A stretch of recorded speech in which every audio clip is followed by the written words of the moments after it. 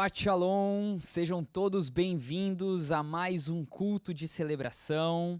Quero dizer para você que está nos assistindo, se acomodar, separar esse tempo para adorar o Senhor. Nós vamos ter duas canções, duas celebrações e após, então, nós teremos avisos e então a palavra. Mas desde já, a minha oração, o meu desejo é que você possa, aí da sua casa ou onde você estiver nos assistindo, que você possa ter um momento com Deus de adoração, de celebração e se abrir para aquilo que o Senhor tem para nós hoje. Amém? A minha oração, Deus, desde já, eu oro para que o Senhor esteja preparando o ambiente, para que o Senhor esteja se fazendo real e presente nos lares, nas casas, a partir de agora, e que possamos ter um excelente tempo na sua presença. Em nome de Jesus. Amém. Vamos adorar o Senhor.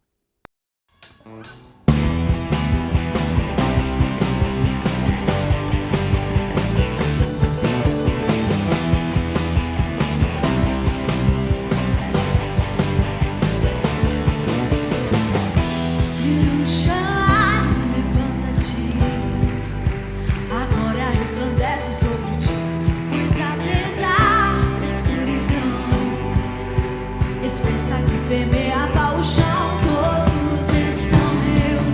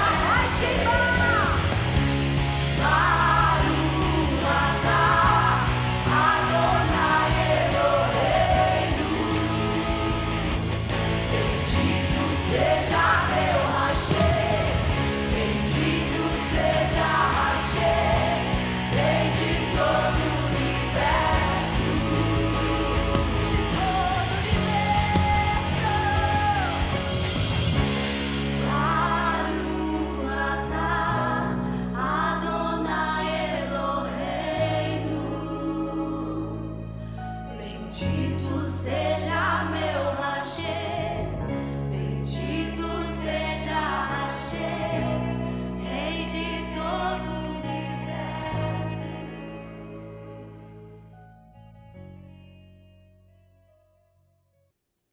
Amém. Louvado seja Adonai. Glórias a Deus por isso, glórias a Deus por esse tempo.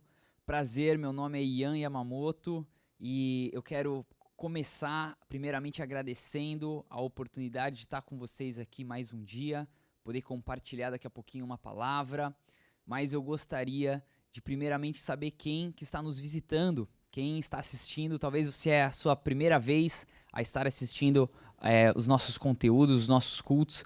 Eu gostaria que você se manifestasse aqui através do nosso chat. Nós temos uma equipe preparada para dar as boas-vindas para você, fazer esse primeiro contato, se aproximar de ti, lhe conhecer melhor. Então manifesta aqui que hoje é a sua primeira vez, é o seu primeiro contato. Seja muito bem-vindo e o meu desejo é que você também possa ser muito abençoado através do nosso canal. Hoje, como foi avisado, nós não teremos culto presencial por conta da nossa Festa das Nações, que daqui a pouquinho eu vou dar mais informações, mas primeiramente eu gostaria de começar dando esses avisos falando acerca da nossa agenda. Então aqui abaixo vai estar aparecendo a nossa agenda semanal e aqui você tem acesso a toda a nossa programação. Então temos células, temos as quintas-feiras Café de Empreendedores, começando às 9h45, 10 horas da manhã, todas as quintas-feiras. Você é bem-vindo, você que tem um negócio, você que é um empresário, se considera um empreendedor ou deseja começar empreendendo, junte-se a nós às quintas-feiras. Temos células às quintas-feiras de noite, né, às 19h30, e temos células também aos sábados. Sábados temos nosso culto pela manhã, às 10 horas, esse que você está cultuando, assistindo conosco. Nós chamamos de culto de celebração do Shabat, pois na sexta-feira, né, e por isso que nós começamos com o cumprimento Shabbat Shalom, porque estamos em Shabat, e entregamos o nosso Shabat no nosso culto mega jovem, que é às 18 horas, e todos são convidados. Você que é adolescente, você é um jovem maduro, você é bem-vindo a estar conosco às 18 horas. E hoje, especificamente, enquanto a nossa caravana está em Israel, né, já chegaram, estão já cumprindo o mandamento de ascender a Israel, estão todos com a nossa camiseta de Sukkot. E se você desejar adquirir essa camiseta, nós só estamos aceitando reservas com no mínimo 5. Então você pode manifestar o seu desejo procurando a Joy, ou pode colocar aqui nos comentários: eu quero a minha camiseta, que nós então entraremos em contato com você. É a nossa camiseta desse ano. É uma forma profética de você se juntar a nós, cumprindo esse mandamento e se preparando para ano que vem, nesse mesmo período, em Sukkot, na festa das cabanas, estarmos ascendendo a Israel. Quem vai conosco semana que vem? Ano que vem, olha, antecipei bastante. Manifesta aí você que estará por fé, crendo que ano que vem estaremos juntos subindo a Israel. Amém? Então, estamos como igreja em Israel, uma parte da igreja na caravana, e nós aqui estaremos hoje à noite também celebrando Sukkot juntamente com a nossa Festa das Nações, ou seja, chamando as nações a ascenderem nesse lugar, a estarem diante do Senhor, tabernaculando com o Senhor. Então é a nossa feira que acontece anualmente, onde nós enchemos aqui a igreja. Então hoje à noite a nossa igreja vai estar cheia de barracas, e esse ano nós estaremos representando o continente asiático. Serão 19 barracas, 19 nações asiáticas, trazendo um pouco da cultura, trazendo vestimentas, trazendo comidas, a culinária dessas regiões, e todos são convidados. Vocês de casa, da nossa família Mega Reino, e os seus parentes, amigos, colegas, traga todos para estar conosco nessa noite de comunhão durante a nossa festa das nações. Todos são convidados. Tem um outro aviso também, que é sobre as inscrições do nosso Muidão, que já estão abertas. Nós tivemos uma modificação de data por conta das provas do Enem. Então nós transferimos, já estamos há 2 semanas avisando, que foi transferida para o dia 25 e 26 de novembro o nosso Muidão. Então inscrições estão abertas, estamos ainda no primeiro lote. Garanta, corra, não deixe para depois a sua inscrição. E aí temos 4 modalidades de inscrições: inscrição com camisa, sem camisa, com alimentação ou com alimentação restrita do jejum de pão e suco que faremos. Então tem essa opção para aqueles que assim desejarem estar durante o Muidão nesse jejum, ok? Ambas as inscrições, com ou sem camisa, com jejum, sem jejum, lhe dá direito ao quê? Ao seu transporte para o sítio, te dará direito à hospedagem e te dará direito a muito de Deus, a uma experiência poderosa com Deus. Amém?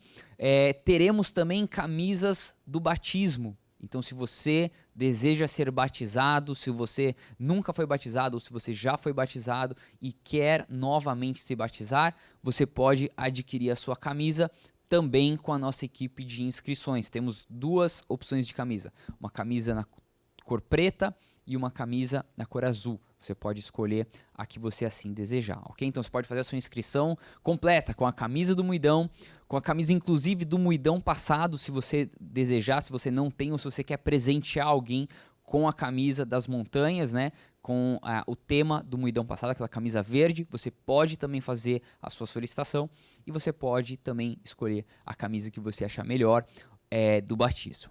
Amém? Esses foram os avisos. Nós não vamos ter momento comunhão. Comunhão nós vamos deixar, momento conexão para ter comunhão agora no intervalo do culto. Nós vamos deixar esse momento de comunhão para a noite, ok? Então nos vemos hoje à noite para termos muita comunhão, muita comida boa, muita cultura e principalmente manifestarmos a nossa fé crendo e orando em direção a essas nações, para que elas possam ter um encontro com o Senhor, para que o cristianismo possa crescer sobre essas nações e que o evangelho seja propagado ali e através dessas nações também. Amém?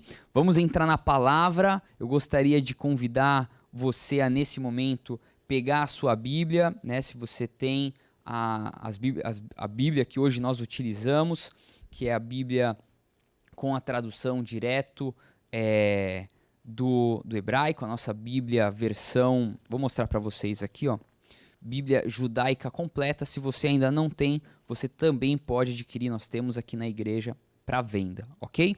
E hoje nós estamos a um passo de celebrar uma outra festa, né? Existem 8 festas, né, que foram criadas no período em que os hebreus estavam no deserto, mas existem 3 festas de peregrinação, festas onde o povo, independente de onde eles estejam, eles sempre buscam ou se esforçam ao máximo para ascender a Israel, que é a Páscoa, que é Sukkot, que é a que estamos, Shavuot antes, que é a Pentecostes, né, mais conhecido no meio evangélico como Pentecostes, e a festa que nós acabamos, né, estamos aqui ainda nos finalzinho, terminando de celebrar ela, que é Tabernáculos, e essa festa ela encerra com uma outra festa chamada Simchat Torá, né? E nessa festa, que é a festa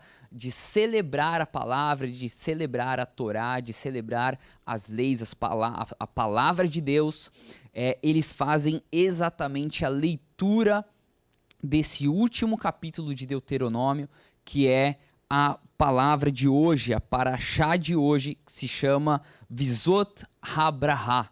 O que significa Vizot HaBrahá? Significa, e esta é a bênção, né? Então, Brahá é bênção. Então, eles fazem a leitura todinha desses 2 capítulos, que seriam o capítulo de Deuteronômio 33 e 34, durante essa festa. Porque nessa festa, ela marca também o quê? O final da leitura que foi percorrida ao longo do ano inteiro, lendo o Pentateuco, lendo a Torá, lendo os 5 primeiros livros da Bíblia. Então, eles fazem coletivamente, durante essa festa, a leitura desses 2 capítulos e fazem, então, o fechamento de Deuteronômio, da leitura da Torá. E amanhã começa uma nova leitura, só que nós vamos fazer já hoje, começando já os 3 primeiros capítulos de Bereshit, de Gênesis, ok? Então eu pedi para que você pegasse a sua Bíblia, porque assim como é celebrado dessa forma, eu senti de nós lermos, tá? Então eu poderia resumir, ou você já poderia ter lido, mas nós vamos ler juntos, em comunhão, em unidade, esses 2 capítulos, ok? E aí eu vou fazer algumas pausas, vou fazer algumas menções, mas nós vamos ler assim como religiosamente, culturalmente é feita até os dias de hoje a leitura desses 2 capítulos. Amém?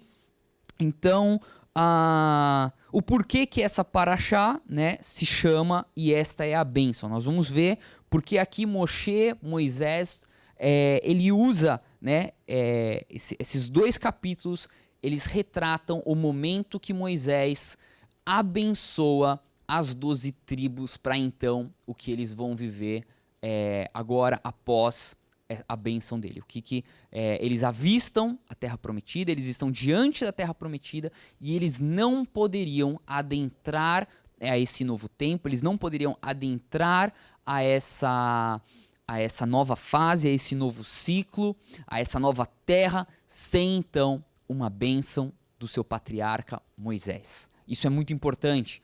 E então depois, no capítulo 44, é o momento que Adonai, o Senhor, recolhe Moisés, ok? Antes de ler, eu quero dizer para vocês o que me chama a atenção, né? Nós estamos hoje diante de um cenário político, para mim nada é por acaso, né? Deus ele traga um alinhamento sobre a nossa igreja e isso eu não me canso. Quando eu acho que eu vou me acostumar ou quando eu acho que essas deucidências vai parar de acontecer, é impressionante que faz se alinhar ainda mais.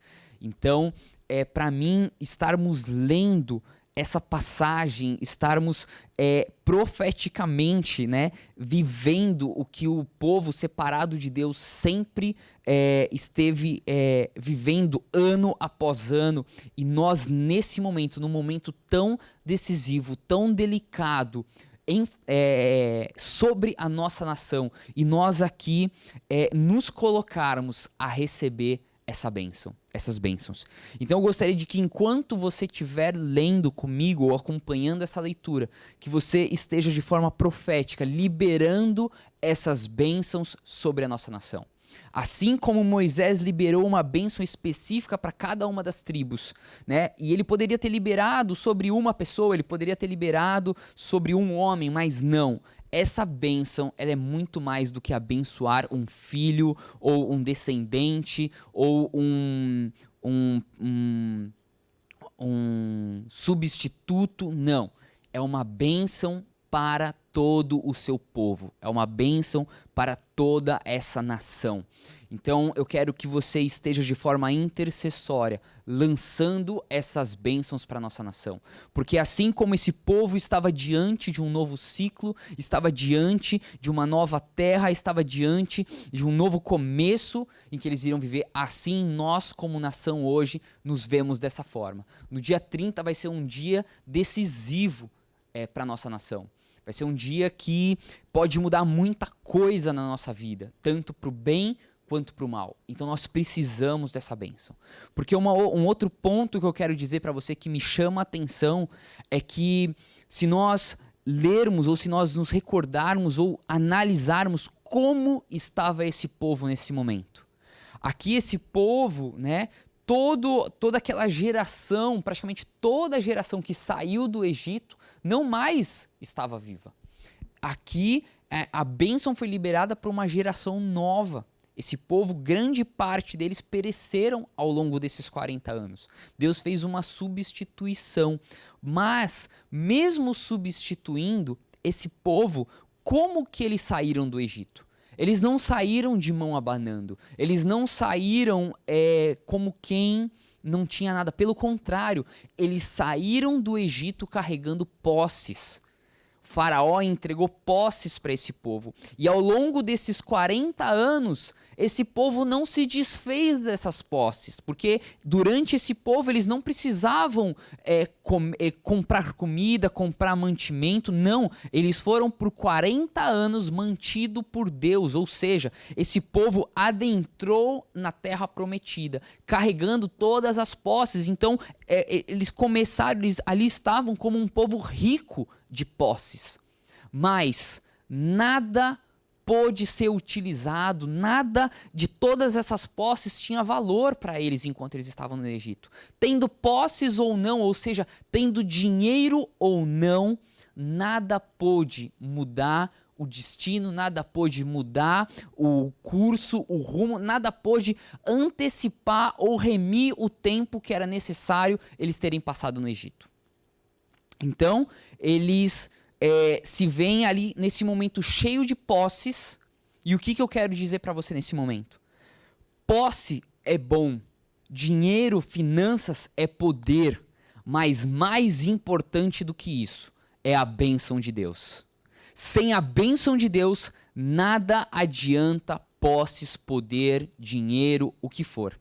Então, nesse momento, o que eu quero dizer para você é que eu não sei quanto dinheiro está sendo investido para conseguir um poder de uma nação. Mas eu quero dizer uma coisa, mais poderoso do que isso é a bênção de Deus. Então nós estaremos agora liberando essas bênçãos sobre a nossa nação, estaremos liberando essa bênção sobre a nossa casa, sobre a nossa família, e eu quero que você tome posse dessas palavras. Nós não sabemos qual vai ser o resultado do dia 30. Mas independente disso, assim como esse povo não fazia ideia do que é que eles iriam viver nos próximos anos. Eles tinham ali as posses, mas eles não saberiam se ia ser difícil, se ia ser fácil, quanto tempo ia durar essas posses ou esse tempo de suprimento, eles não sabiam. Mas eles se apegaram à bênção que foi liberada por Moisés. Amém? Vamos lá.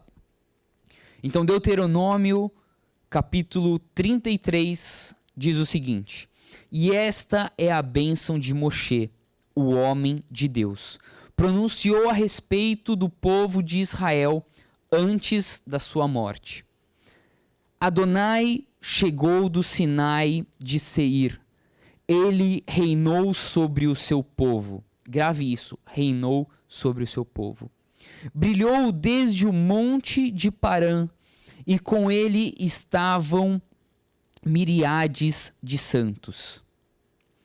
À sua mão direita havia uma lei flamejante para eles. Grave isso também. Havia uma lei flamejante para eles. Em verdade, ele ama as pessoas. Todos os seus santos estão em sua mão, sentados a seus pés. Recebem dele a instrução, a Torá, que Moshe ordenou-os, como herança da comunidade de Yaakov. Então um rei surgiu de Jesurum, quando os líderes do povo foram reunidos. Todas as tribos de Israel estavam juntas. Que Reuven, ou Ruben, viva e não morra, apesar de seus números serem pequenos. Ele disse a respeito de Erudá: ouve, Adonai, o clamor de Erudá, traze-o para teu povo, permite que as mãos deles os defendam, mas tu auxilia-o contra os inimigos deles. Nesse momento eu não sei, como você está interagindo com essas situações, quem tem sido o inimigo, como você tem se visto, enfim. Mas o que deixa claro aqui é que Deus é um rei e que ele governa soberanamente. E que de Deus é entregue para o homem leis. E leis são entregues para serem cumpridas. Quando a comunidade, quando o homem cumpre as leis, ele recebe o contraponto da lei. A lei, ela vem com uma finalidade. Então, não mate, por exemplo, porque se você matar, uma punição será feita. Ou seja, aqueles que não matam, eles recebem o benefício de não ter cometido esse crime. Faz sentido? Por isso que muitas vezes quando nós lemos leis, a gente precisa saber de que lado nós estamos. Ele é justo. Então, se você olha para a lei como algo que te impede ou que ela não te dá nada, você está olhando com um ponto de vista de aquele que deseja cometer elas, deseja receber ou está negociando para tentar não receber a punição delas. Mas se você está do outro lado, as leis, elas te respaldam. As leis, elas te trazem segurança. As leis, elas te trazem confiança quando você está do lado correto. Então, o justo, aquele que é o justo juiz, ele fornece para o seu povo leis para que eles se apoderem dos benefícios de se apegarem a elas. Amém? Vamos seguir. 8.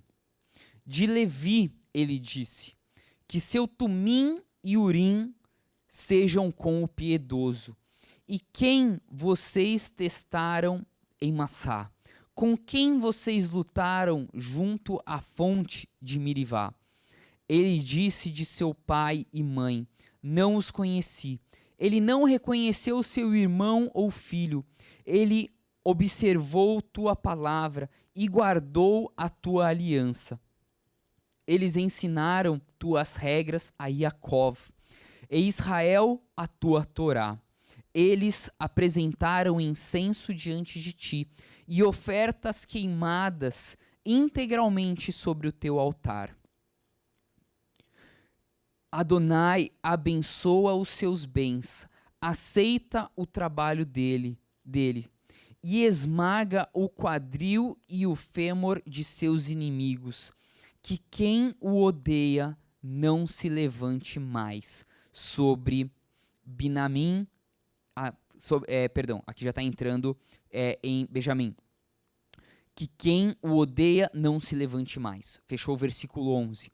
A tribo de Levi foi a tribo responsável pelos levitas, por aqueles que cumpriam os serviços sacerdotais. Ou seja, então se aqui como comunidade, como povo, como nação, existe aqueles que são responsáveis por conduzir esse povo espiritualmente. Então aqui Moisés, ele libera uma bênção sobre esses que se colocam na brecha por orar, por interceder, por se comunicar, por fazer esse trabalho de ponte entre o povo e Deus. Deus separa uma bênção para esses também.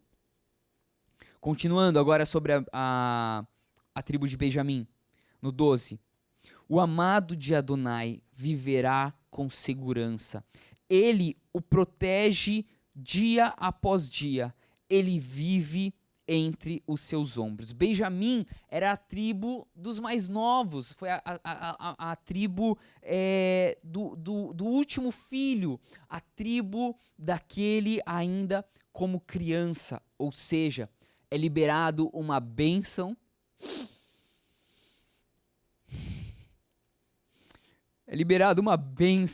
de proteção sobre os mais jovens, sobre as nossas crianças, sobre essa geração. Deus libera uma bênção de proteção sobre as nossas crianças. Cuida desses que serão responsáveis por dar continuidade. Protege-os, faça-os invisíveis. 13. Ele disse a respeito de Yosef, de José. José foi aquele responsável que fez o papel enquanto estavam no Egito, um papel que se assemelhou muito ao papel de Jesus, como aquele que trouxe vida para o seu povo quando estavam padecendo de fome. Que Adonai abençoe a sua terra, que o melhor do céu, com o orvalho e com o que procede debaixo das profundezas, com o melhor que o sol fez crescer, com o melhor que cresce todo mês, com o melhor das montanhas da antiguidade, com o melhor das colinas eternas, com o melhor da terra e de tudo o que a preenche, e com o favor daquele que vive no arbusto flamegante. Com a bênção, desça sobre a cabeça de Iosef, sobre o alto da cabeça do príncipe entre seus irmãos. Seu boi primogênito, a glória é dele. Seus chifres são do boi selvagem. Com eles, ele chifrará o povo. Todos eles até os confins da terra. Essas são as miríades de Efraim. Estes são os milhares de Manassés.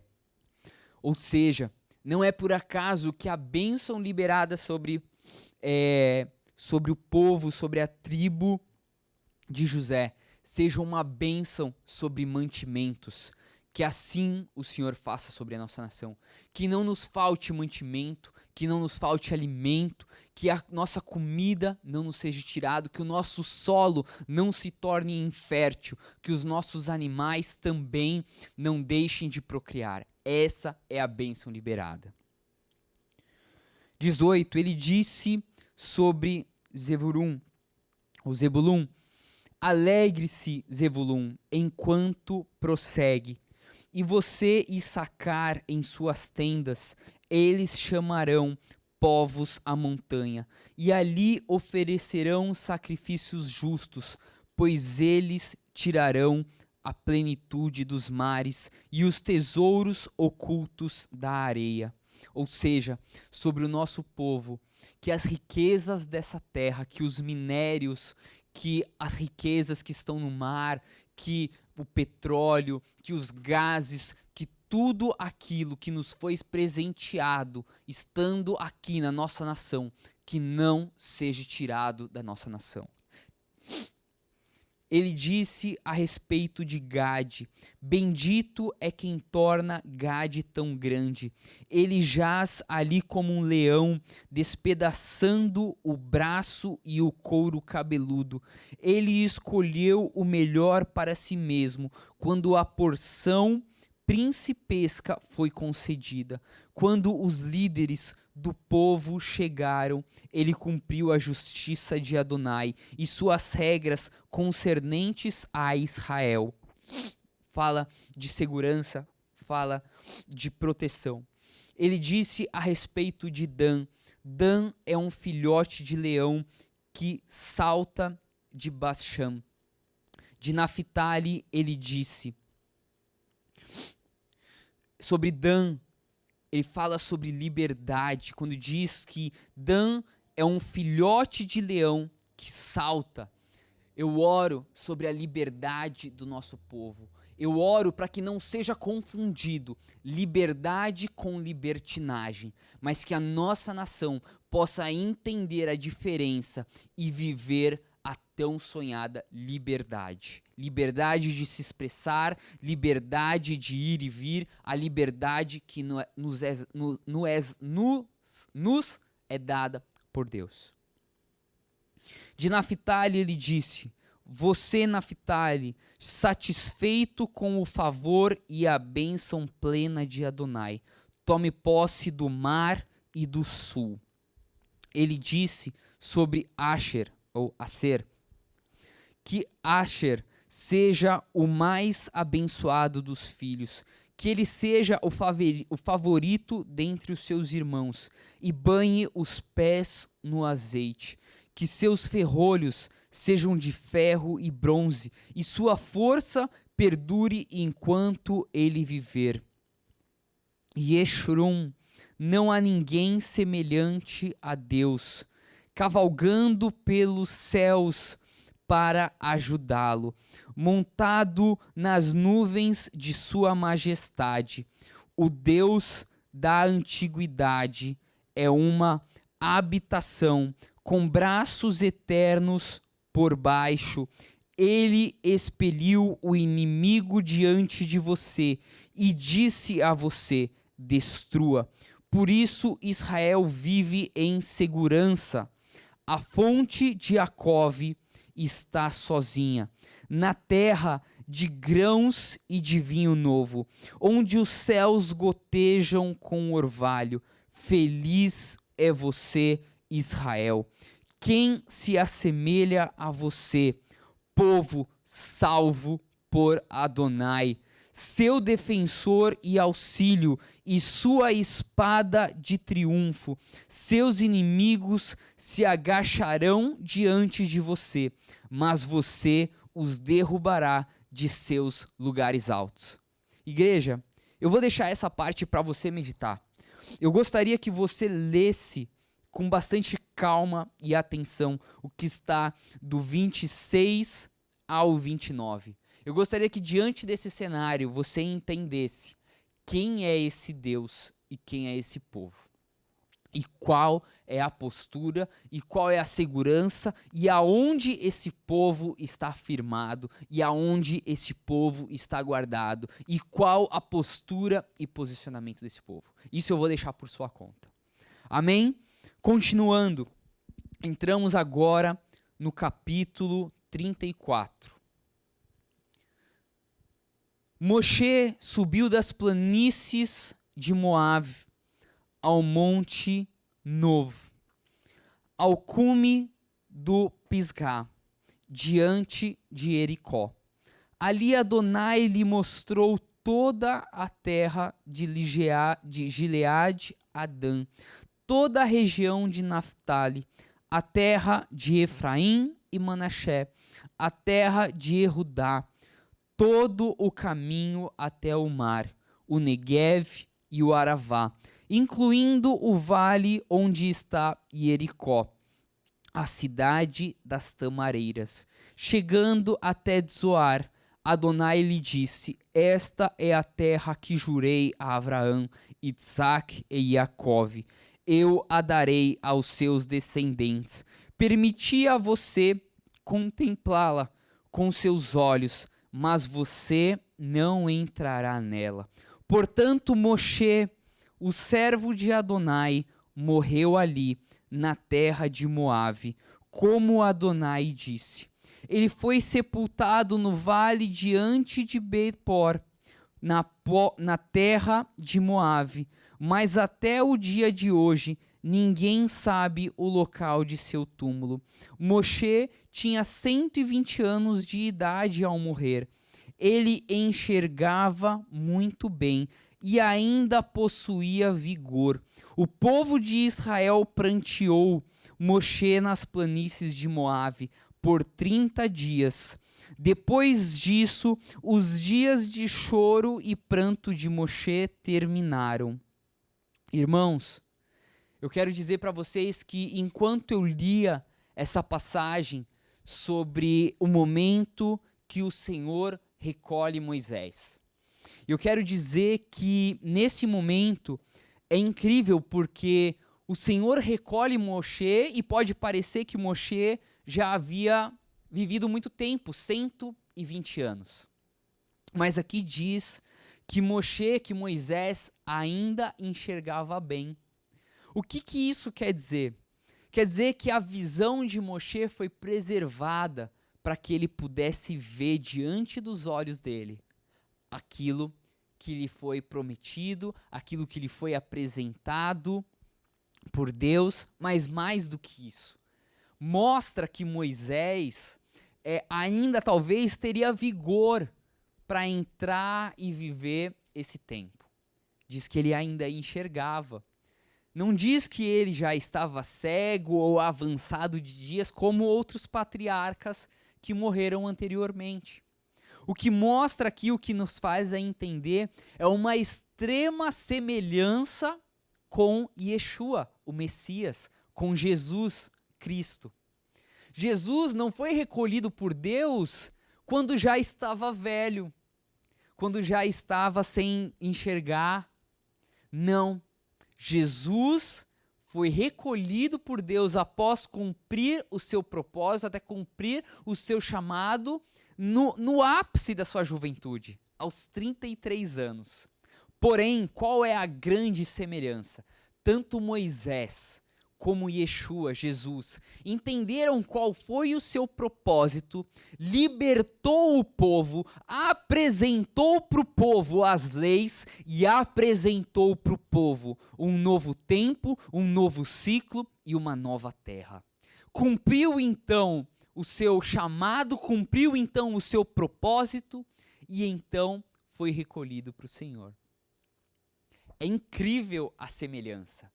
Não fazia mais sentido ou propósito, ou seria talvez só mais um capricho, Moisés adentrar a terra.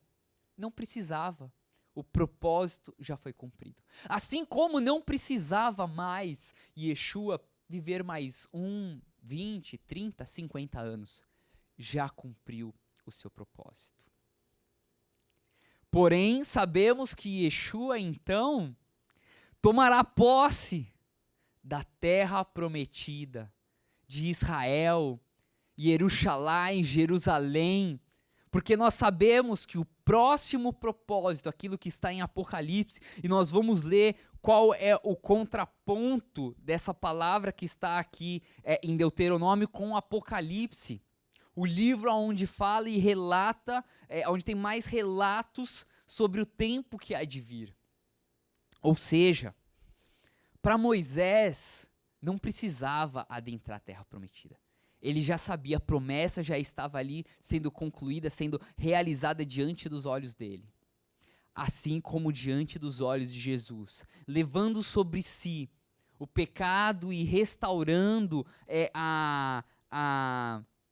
aquilo que nos foi roubado, né, da possibilidade de vivermos eternamente, para então podermos futuramente nos apossarmos do que está escrito em Apocalipse. Tá fazendo sentido isso para vocês? Então, gente, vou só concluir a leitura para então dar continuidade na palavra. Eu me perdi aqui aonde eu parei. O povo de Israel pranteou, ok, no 9, vamos dar continuidade. Yoshua, o filho de Nun, estava cheio do espírito de sabedoria, Josué no caso, pois Moshe impôs as mãos sobre ele e o povo de Israel tinha consideração por ele e realizou o que Adonai ordenou a Moshe. A partir desse momento não se levantou em Israel nenhum profeta semelhante a Moshe, a quem Adonai conheceu face a face, que sinais e maravilhas Adonai lhe enviou para realizar na terra do Egito sobre o faraó. Todos os seus servos e toda a sua terra, que poder havia em sua mão, que grande terror ele enviou aos olhos de todo o Israel. Ou seja, quando ele fala aqui de Josué, qual a simbologia de Josué ali e Caleb? Que simbologia eles fazem associados com Yeshua? É a simbologia dos discípulos, aqueles que se tornaram apóstolos, que deram continuidade, que viveram ali com Moshe, que passaram aquele tempo caminhando com ele, aprendendo com ele, guardando a lei e estavam agora preparados e ungidos para viver a promessa, assim como Yeshua fez com os seus discípulos. Ele não só concluiu e simplesmente disse, eu concluí por agora, mas eu não deixo uma continuidade, eu não deixo uma geração que vai ser responsável por dar continuidade. Amém? Ok. Então, uma vez lido, nós podemos, daqui a pouquinho nós vamos ler o contraponto ou a referência que essa paraxá está associada lá à frente em Apocalipse. Amém?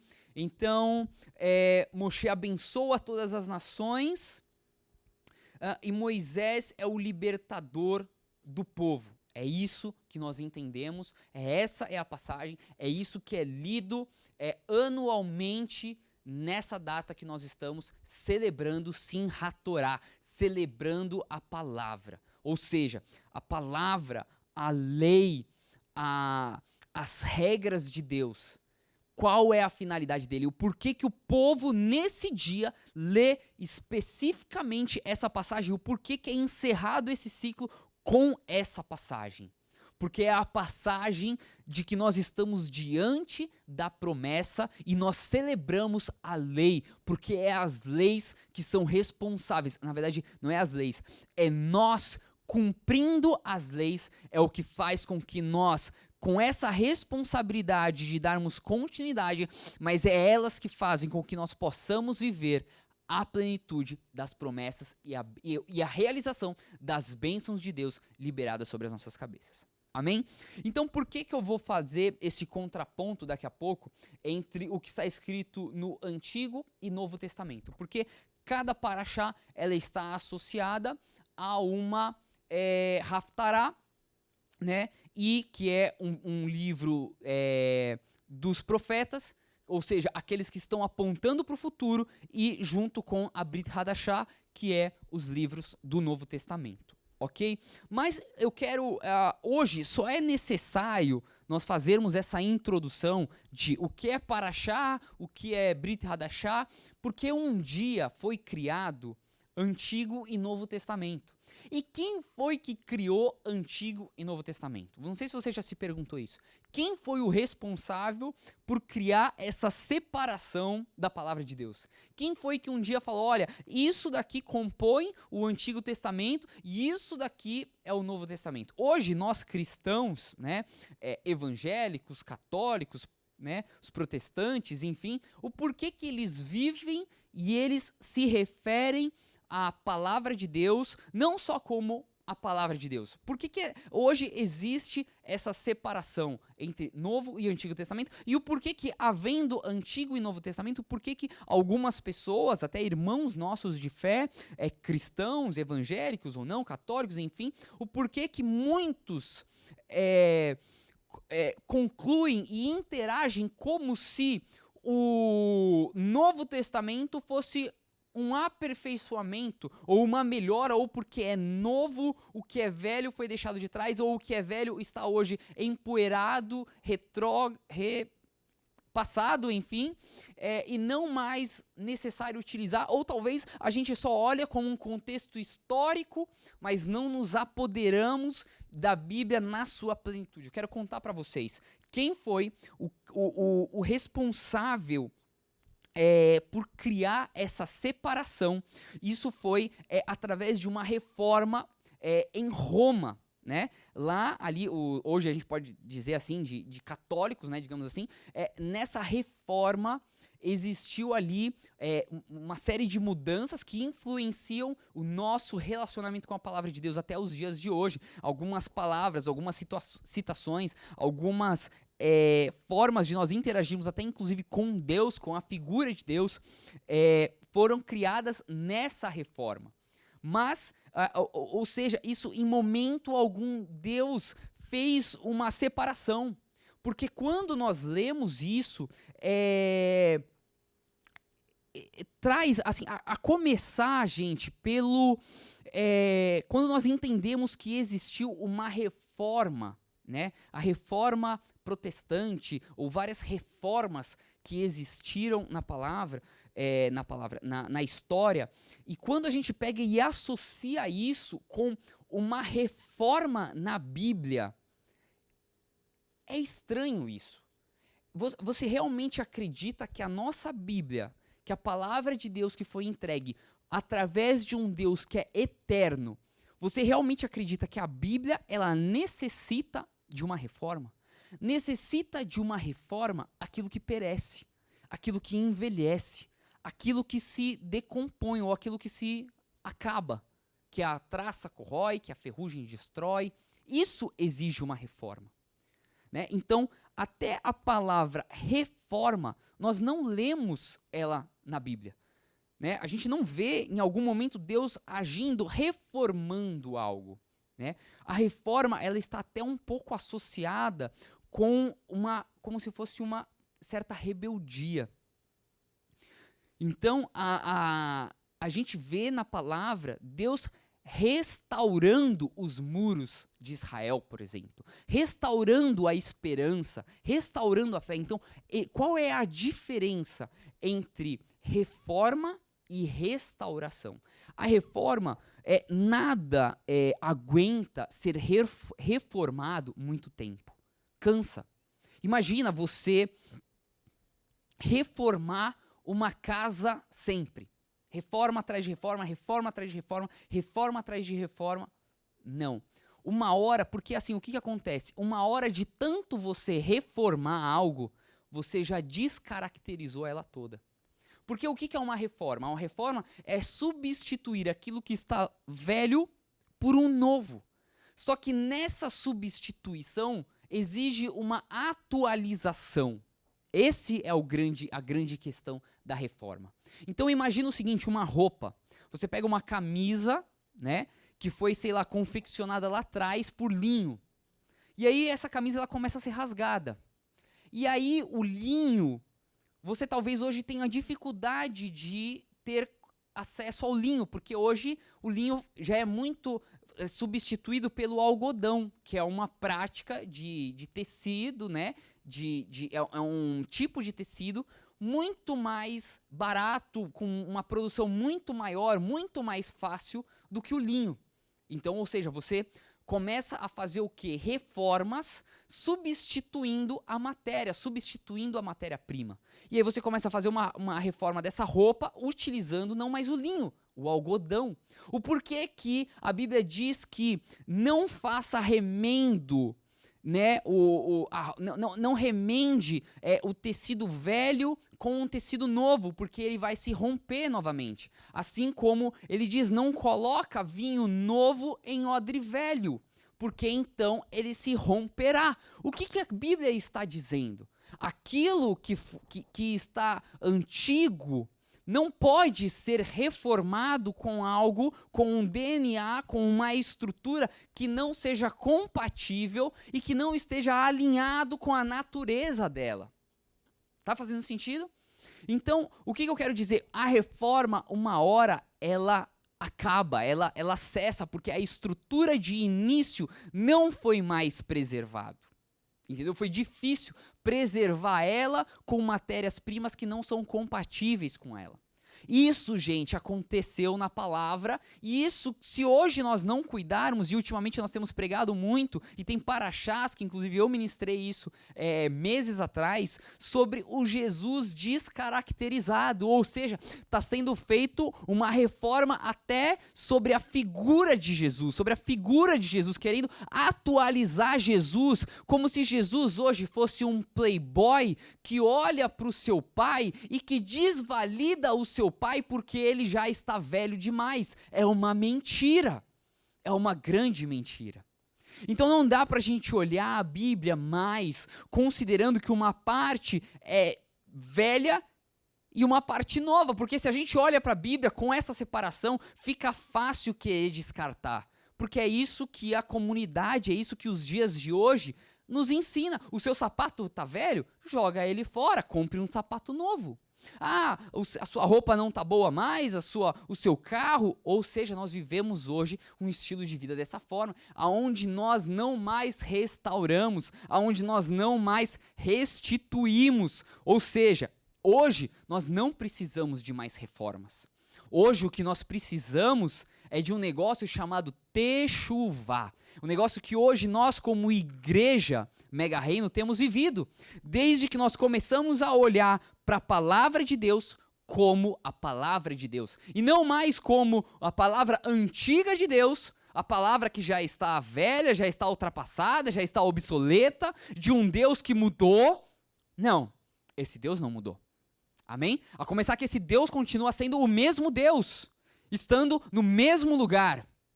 E enviou o seu Filho, para quê? Para se tornar um representante, para cumprir a sua lei, para mostrar para nós que é possível viver a lei na plenitude. Vamos seguir aqui. Não dá para olhar o novo e achar que substituiu o velho, né? Isso é um espírito de rebeldia. É a gente olhar, né, por que um filho lá na sua adolescência, quando ele começa a afrontar o seu pai e está vivendo ali aquela fase de rebeldia, o que esse filho ele está fazendo? Ele está dizendo, ei pai, você está velho demais para entender o que a minha geração hoje está passando, ou o que a minha geração hoje está vivendo. Ei pai, você não entende, você não sabe disso. Pai, porque você não entende muito bem de tecnologia, você está ficando para trás, pai. É isso que um filho rebelde faz. E Jesus não foi esse filho rebelde. Então, quando nós olhamos para isso, como se Jesus fosse aquele que viesse substituir, fazer novo, criar algo inédito, trazer uma revolução. Cuidado com essa palavra, revolução. Ela também tem um background, um por trás de rebeldia, tá? E muitas vezes até a igreja usa o congresso da revolução, não, cuidado com essa palavra, tá? Então, ali existe uma linha muito tênue, que é a mesma linha que Lúcifer, confrontando as leis de Deus, quis dizer assim, não, eu quero ocupar esse lugar, eu quero ocupar o seu lugar, porque eu estou julgando pelo meu conhecimento que eu posso ser um Deus melhor do que você, eu posso fazer melhor do que você, e então por isso eu quero passar por debaixo ou por cima dessa lei para ocupar esse lugar. Essa é a raiz de rebeldia. Quando eu não me coloco alinhado com a lei, quando eu não me submeto à lei, quando eu quero de alguma forma tomar um benefício de passar por ela sem precisar me enquadrar a essa lei. Quando eu quero passar por cima de uma lei é porque eu quero dizer, não, eu entendo mais do que quem criou essa lei. Essa lei, ela não se aplica a mim. Essa lei, para mim, ela não tem validade. É uma raiz de rebelião contra. E não é isso que Jesus veio fazer, ok? Continuando. A palavra diz que Deus é justo. Ele é o justo juiz. Ou seja, para haver justiça é necessário ter regras, é necessário ter leis. Então, se nós entendemos que Deus, Adonai, o Criador dos céus e da terra, ele reina soberanamente, ele é um rei. Existe, com isso, estabelece um tipo de governo, monarquia, e que, com isso existe leis. E existe, né, um ser que não se submete a essas leis. Com ele influencia 1/3 dos anjos que ali habitavam. Com isso, não se submetendo, ele recebe a punição, então, de não se submeter à lei, e com isso ele é expulso dos céus, junto com 1/3 dos anjos. Tá fazendo sentido? Continuando. Leis essas que desde o início Lúcifer quis se opor a elas. E que mais tarde Jesus precisou restaurar e viver elas. Ou seja, Jesus não veio reformar a lei. Quando nós lemos, né, que Jesus veio cumprir a lei, ou seja, ele veio de fato cumprir a lei, porque ela não estava sendo cumprida por quem deveria cumprir. Por isso que Jesus trouxe, né, pareceu, Jesus veio causar uma revolução em Israel. Não, Jesus não veio causar uma revolução. Jesus não veio trazendo e oferecendo algo novo. Não, gente. Jesus veio simplesmente cumprir a lei que foi entregue para Moisés e que por um tempo o povo viveu, mas deixou de viver, e que mesmo aqueles que mais deveriam guardar e viver a lei não estavam vivendo. Os fariseus, eles eram bons de falar, eles eram bons de dizer, eles eram bons de citar as leis, mas eles não eram praticantes. Então, quando nós lemos que Jesus veio cumprir a lei, foi isso que mais confrontava os fariseus. Confrontou aqueles de perto, que muitas vezes, né, se sentiam até assim, eu não consigo cumprir a lei. E que muitas vezes eram sinceros com Deus, dizendo, Deus, me dê graça para cumprir a lei. E aí eles veem um homem assim como eles, cumprindo a lei. Isso chocou eles, criou conexão e fez com que esses homens se tornassem seguidores de Jesus. Seguidor porque o que eles viam em Jesus que eles tanto desejavam? Essa habilidade de cumprir a lei. Essa habilidade de cumprir a lei de forma satisfatória. Essa era a grande diferença de Jesus com os fariseus. Os fariseus até cumpriam parte das leis, ou muitas das leis, enfim, mas cumpriam como? Com pesar. Oh Deus, está difícil cumprir, oh Deus, não sei o que, é tão difícil. E criavam uma barreira para que, dizendo assim, só nós que somos santos conseguimos cumprir, ou só nós que somos os intelectuais conseguimos cumprir. Eles começaram a criar essa separação para que eles fossem colocados num lugar diferenciado, e isso se voltou contra eles, porque se tornou difícil de conseguir sustentar isso.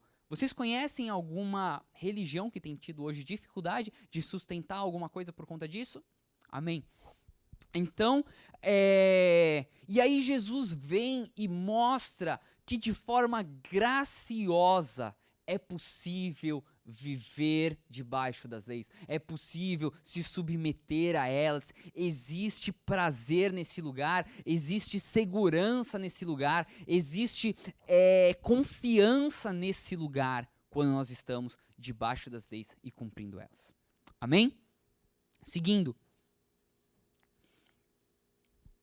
Jesus não fez uma revolução, o que confrontou os religiosos. Não é porque Jesus apresentou algo novo, é porque Jesus, sendo jovem e cumprindo, vivendo a lei, isso chocou os que se achavam mais sábios. Ele veio resgatar os valores que estavam sendo perdidos ano após ano, geração após geração, quando ele diz, eu vim cumprir a lei.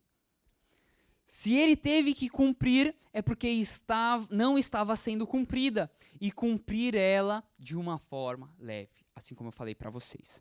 Amém, igreja? Está fazendo sentido para vocês? Eu gostaria de ler com vocês Apocalipse 22.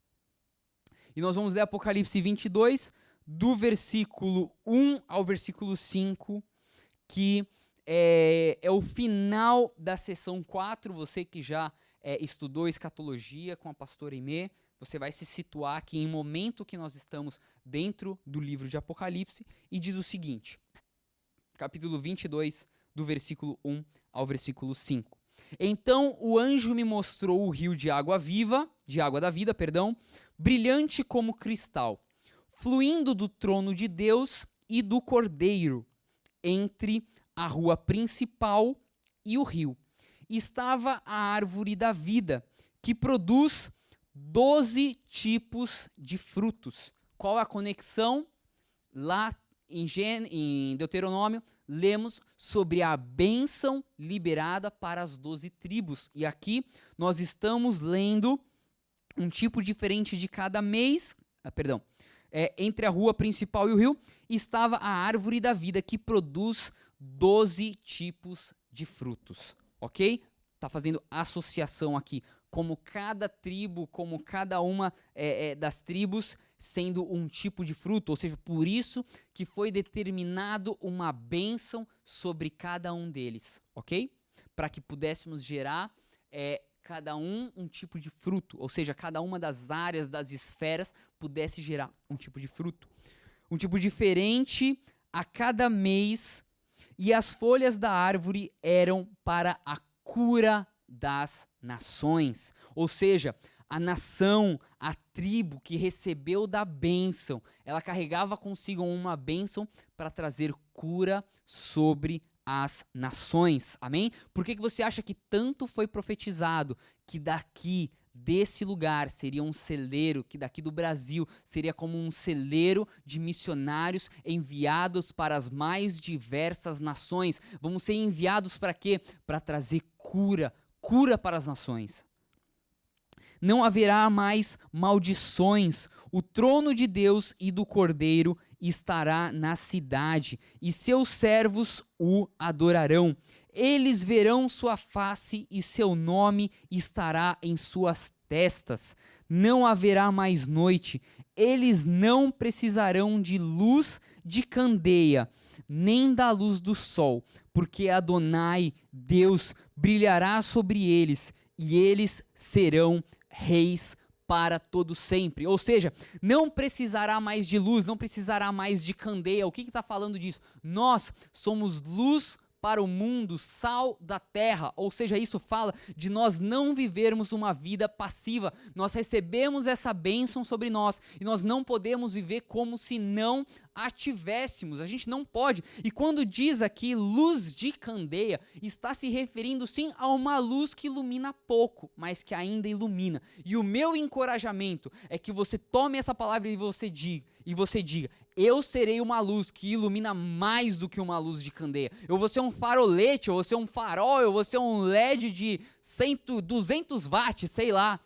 Cabe somente a você, ok? E aqui diz que junto da candeia, a luz do sol. Ou seja, quem é o pai das luzes? Ou seja, nós caminhamos com ele, está fazendo essa menção. Mas aqui ele diz que não precisará mais, porque quem então ocupará até o lugar do sol? Ele, Adonai, não haverá mais dia e noite, nós entramos aqui na eternidade, mas para isso precisamos fazer o que nos cabe hoje, amém? Brilhará sobre eles, e eles serão reis para todo sempre. O que é ser reis para todo sempre? A palavra também diz que ele levantará reino e sacerdotes, ou seja, lugares de governo. Não dá para nós aceitarmos a mentira, e hoje, mais do que nunca, está claro isso, estando nas redes sociais, se manifestando através das redes sociais e vendo os comentários da quantidade de cristãos que acreditam numa mentira que o cristão não deve se envolver politicamente. Grande mentira.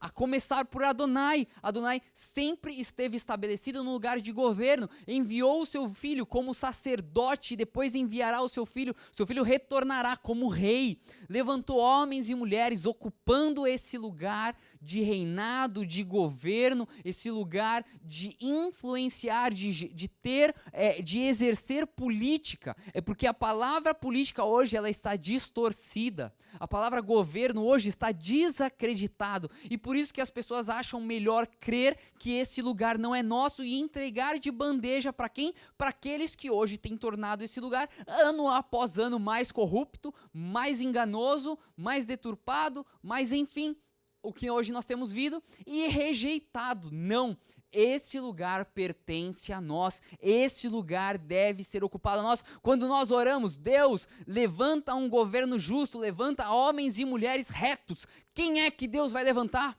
Quem serão esses homens retos? É nós que vamos aceitar, não nos intimidar e dizer, Senhor, eis-nos aqui.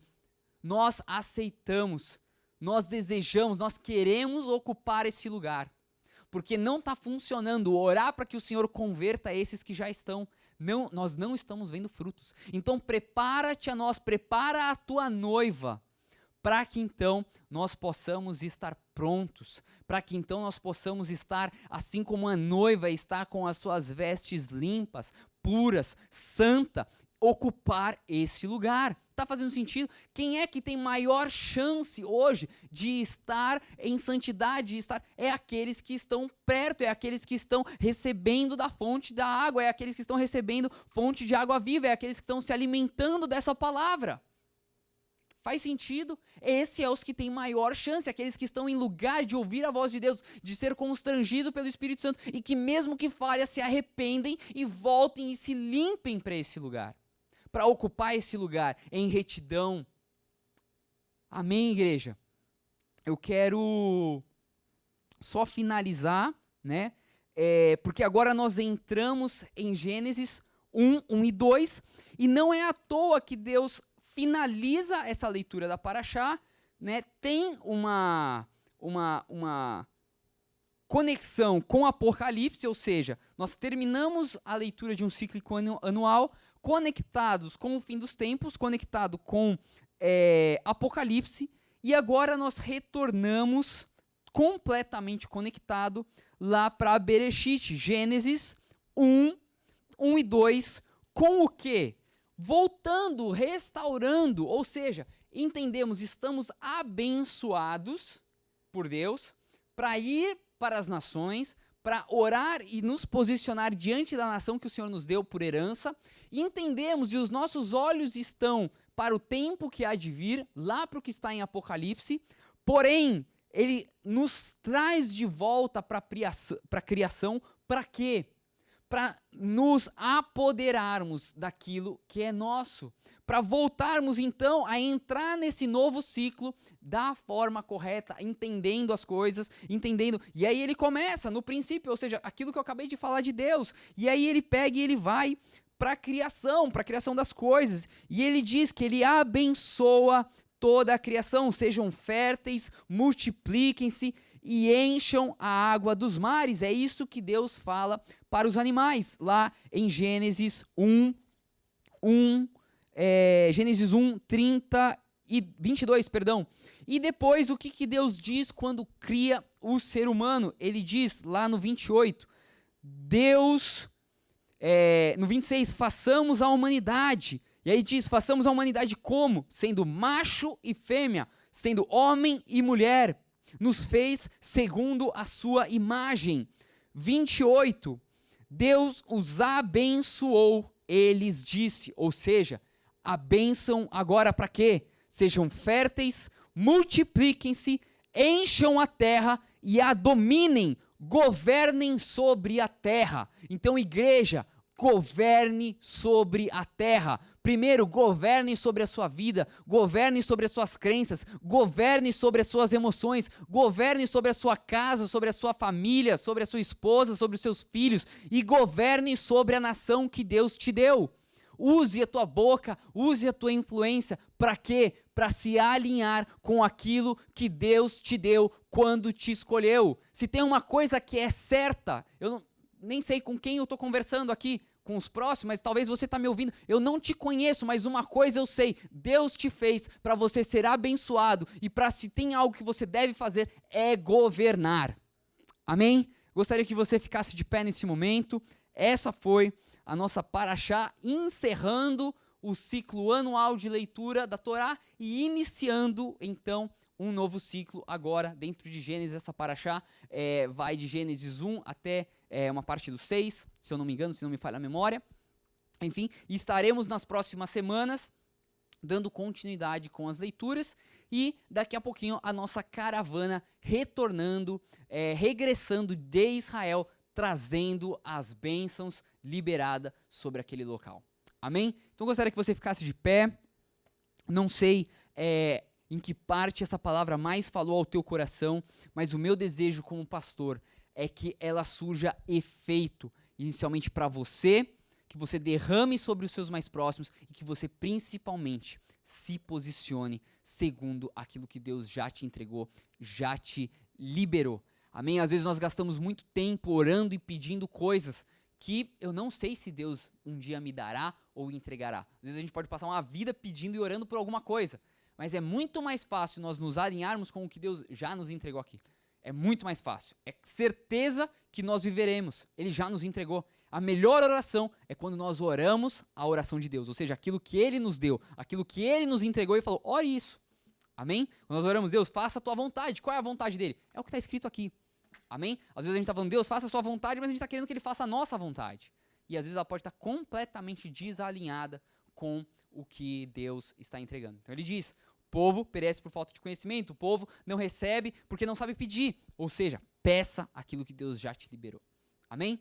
Se quiser, feche os teus olhos. Senhor, nesse momento, eu te louvo pela vida de cada um aqui presente. Te agradeço, Senhor, pela palavra liberada. Eu te agradeço, Senhor, pela oportunidade de poder compartilhar uma palavra com os meus irmãos, com aqueles que eu amo, que eu zelo, que eu oro.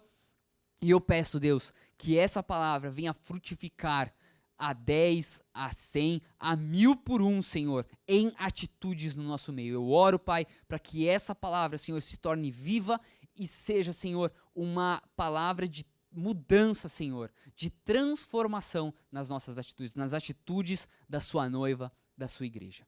Em nome de Yeshua HaMashiach, abençoa os teus filhos, que eles possam estar debaixo de proteção. Em nome de Yeshua HaMashiach, nos vemos hoje à noite na Feira das Nações, às 18 horas. Traga seus amigos, traga seus convidados. Fique na paz. Deus os abençoe.